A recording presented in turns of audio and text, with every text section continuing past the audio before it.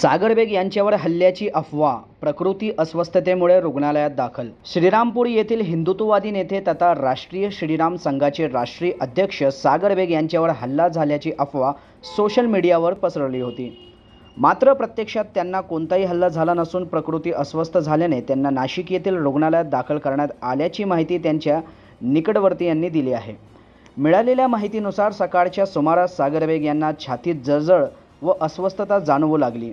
त्यानंतर डॉक्टरांच्या सल्ल्यानुसार त्यांना तातडीने नाशिक येथे नेण्यात आले। सध्या त्यांच्यावर आवश्यक तपासण्या व उपचार सुरू असून प्रकृती स्थिर असल्याचे सांगण्यात येत आहे। दरम्यान त्यांच्या तब्येतीबाबत विविध अफवा पसरत असताना काही समाज माध्यमांवर आक्षेपार्ह व भडक प्रतिक्रिया देखील पाहायला मिळत आहे। या पार्श्वभूमीवर नागरिकांनी अप्रमाणित माहितीवर विश्वास न ठेवता संयम बाळगावा असे आवाहन त्यांच्या समर्थकांकडून करण्यात आले आहे। Bureau reports, news today 24, Ahilyanagar.